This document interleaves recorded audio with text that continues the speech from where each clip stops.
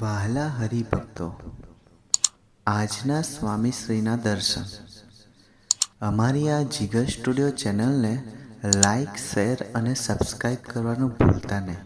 જય સ્વામિનારાયણ.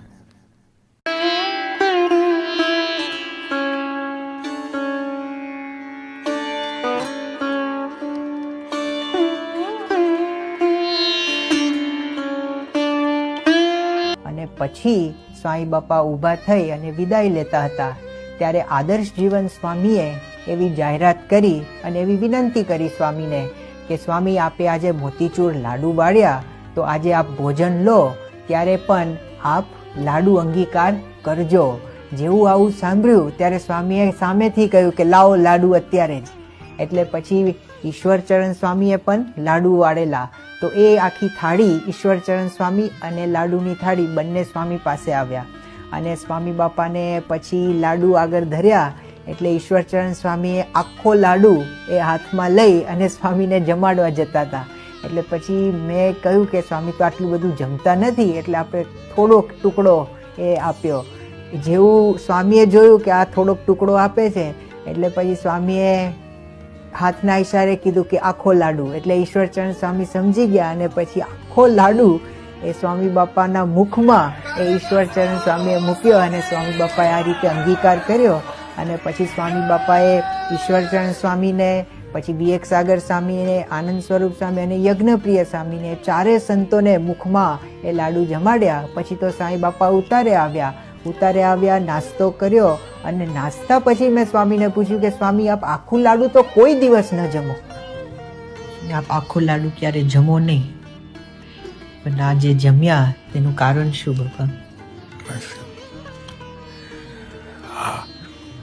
આ લોકોનો ભોગ, એટલે કાર્યકરોનો ભોગ, એને લઈને આપ આખો જમ્યા. શું કહો છો? આટલો જ જમવું, થોડોક જ આટલો. મેં આ થોડોક કાઢીને આપેલો ઈશ્વર સ્વામીને. પછી આપે સામેથી કીધું કે આખો આપો.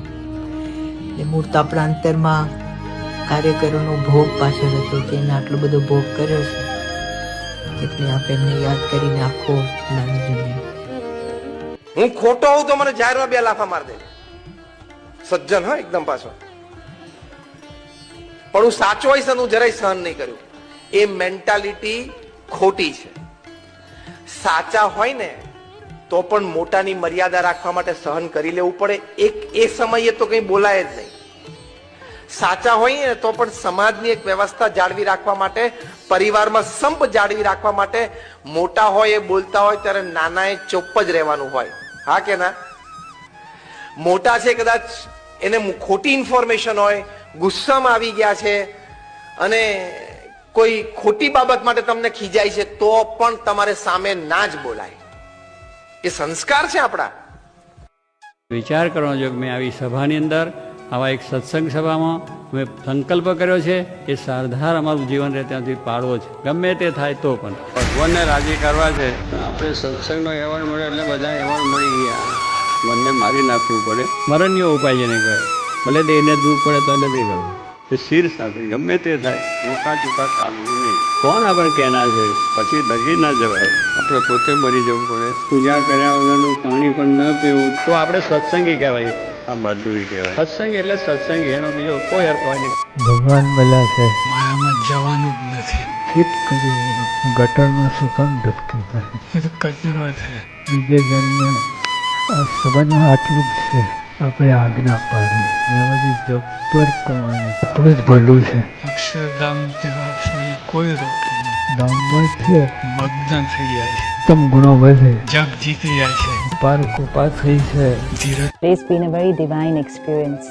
Being here, it's all about experiencing the vibrations that have been created while the temple was getting created, right from the beginning when the thought was created.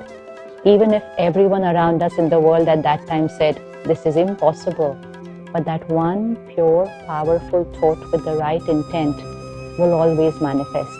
And this temple is a symbol of Sankalp Se Siddhi, something which logically, scientifically, environmentally seemed impossible, but that is a reality today. And so the temple stands on that foundation of Sankalp Se Siddhi, and then people of all religions coming together. So this is again a symbol of what religion really means. What is the dharam of every soul? And the temple is a proof of dharam coming into karam, which means religion coming into action. When something comes up with the result of seva, it automatically is at a vibration which is completely different from what we will see in the world. And this temple says it's all about what can I give. That selfless giving is a vibration which radiates at every corner of this temple because it was created with that vibration. So gratitude, lots of love, respect and blessings to every soul who has been a part of this magical creation, which is going to give a very profound message to the world, not only now, but forever and ever. Om Shanti, Shukra. મહાન સ્વામી મહારાજની જય. મહાન સ્વામી મહારાજની જય.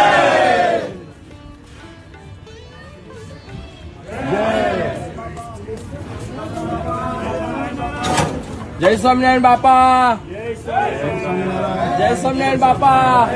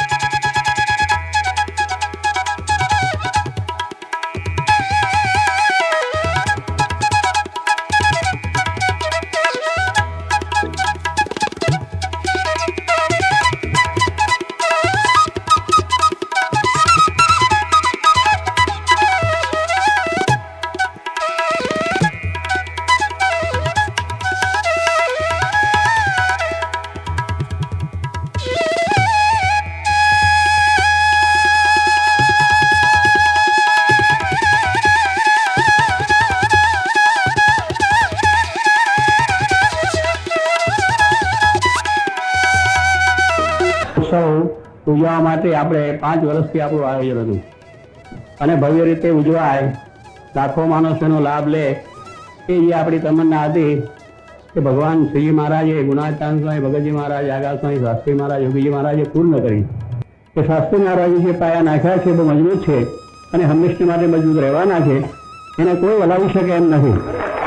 દુનિયાની કોઈ તાકાત એ પાસે એને હલાવવા માટે સમર્થ નથી. બહુ ગમ પછાડા કર્યા છે અને કરશે કદાચ કોઈ, પણ આની અંદર એક પાયાની એક ઈંટ પણ ખસી શકે એમ નથી અને શિખરનો એક કાંકરો પણ ખસી શકે એમ નથી. એવી આ વાત છે, એવી મજબૂત આ વાત છે. અમેરિકામાં લાઇટ જાય ને, અમેરિકન એટીટ્યુડ શું છે? હી પિક્સ અપ ધ ફોન અને સીધા ઇલેક્ટ્રિક કંપનીને ફોન કરે, લાઇટ ગઈ કેમ? કારણ કે એ લોકો આનાથી ટેવાયેલા જ નથી. Is American attitude. જાપાનમાં લાઇટ જાય ને તો જાપાનીઝ બિચારા સેલ્ફ હેલ્પ પીપલ છે, જાતે કામ કરવા માટે તરત સ્ટૂલ લે કે ખુરશી શોધી લે, ઉપર ચડીને પોતાનો ફ્યુઝ ચેક કરે, પહેલા મને મારો ફ્યુઝ ચેક કરવા દે. That is Japanese attitude. અને આપણે ઇન્ડિયામાં લાઇટ જાય તો બારી ખાઈને જોવે, બધાની કઈ જાય.